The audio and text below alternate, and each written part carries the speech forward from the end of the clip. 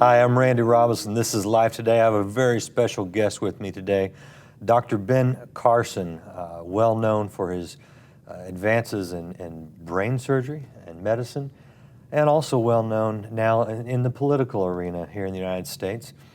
His latest book is called One Nation. It's available right now. Dr. Carson, thank you so much for sitting down with me. Well, thank you so much. I'm delighted to be here. Now, there's a lot we could talk about, and you're on television a lot these days talking about a lot of things, but I want to go back a little bit. For those who don't know some of your life story, and I know that's more than we can cover here in a few minutes, but take me back a little bit. You're born in Detroit, 1951. Yes. Raised by a single mother for the most part. Single mother. My parents got divorced early on. My mother had only a third grade education. And the responsibility of trying to raise two young sons. And the key thing about my mother is she refused to be a victim. Even though, you know, she was raised in a large rural family, got married when she was 13, and then found out that her husband was a bigamist. But she refused to be a victim. She would go to work at 5 in the morning, get back home after midnight, day after day, because she didn't want to be on welfare. Occasionally she had to accept some few food stamps, but not very often, because she's very observant, and she noticed that no one she saw become dependent on welfare ever came off of it again. And she was determined not to let that happen to her or to us. And she would never make excuses, and she would never accept excuses from us. And I think that was the real key. At what point did you realize that what she was telling you about being whatever you wanted to be, about being successful, when did that sink in with you? Well, that didn't sink in really until I was a teenager. I mean, I started doing much better in school after she turned off the TV and made us start reading books and submit to her written book reports, which I thought was child abuse, but we had to do it. And you know, that changed me academically for a while, but it was later as I started reading about people of great accomplishment that I began to understand that the person who has the most to do with what happens to you in life is you. It's not somebody else. It's not the environment. And that's when all the things that she was saying really started coming home to me.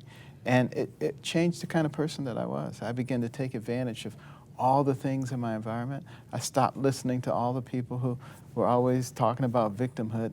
And I just had a very different vision for where I was going.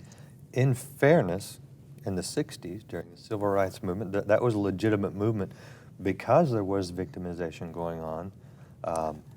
You, as an individual, had been victimized by a father, in a sense. Your mother was gone a lot, a victim of the system, if you will. Sure. There's a legitimate claim there, Right. yet you didn't live under that. How do you get people who may have some legitimate complaints to move beyond that? Well, it's a choice. You get to make a choice. Do you want to be a victim? I mean, there's certainly some fruit to be gained from being a victim. Or do you want to be the master of your own destiny?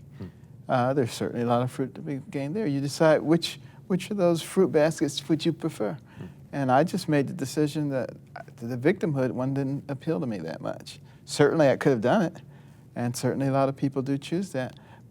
But you know, it's an individual choice. You can live under someone else's thumb with your hand out, or you can be the one giving the handouts.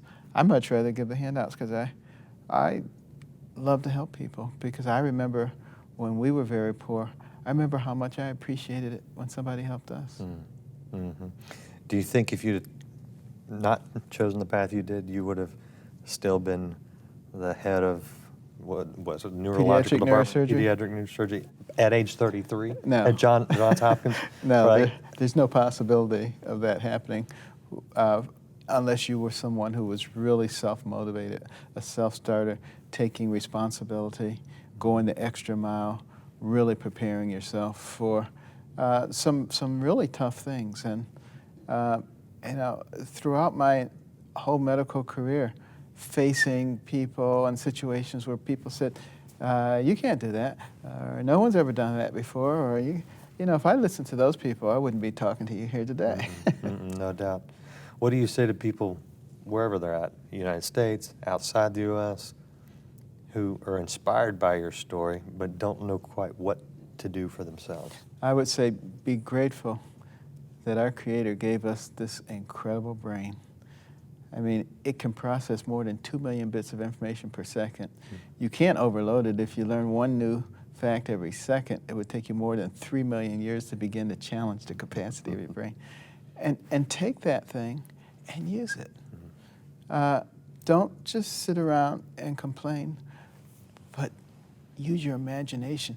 Start thinking of possibilities, and then start arranging your life in such a way that you can actually attain the goals that you set for yourself, and you can. But you won't attain them if you don't set them. Mm-hmm. You mentioned faith. How important is faith in your success? For me, faith has been critical because I always pray and ask God to give me wisdom. Before I ever operated on anyone, I always ask for wisdom because I figure God made the body, so he probably knows better than anybody how to fix it. And he does, in fact. And the same thing in my post-retirement career. You know, I've been seeking guidance from the Lord as to how I can best fit into helping to heal not the patient now, but the nation. Let me ask you, and this would apply to both situations. You ask for wisdom, but some of your patients died. Yes, and that's because it's in the hands of God. I gave God all the credit for all the good things, but he also gets the blame for the bad things because he's ultimately in charge. He only gives me one task, and that is to do the best that I can with what he has given me. But so you didn't let that derail you? I didn't let that derail me. As long as I knew I had done the best that I could, I recognized that there's a bigger picture, and I'm just a small cog in the wheel. What's your website for people that want to read your new book, read your past books? Gifted Hands is one that I would recommend. Yes, realbencarson.com. Great, great. Thank you so much for spending a few minutes with us here. Thank you. Don't miss Dr. Carson when he's on Life Today. He also will be on with his wife, Candy. You'll want to meet her. That will be at lifetoday.org.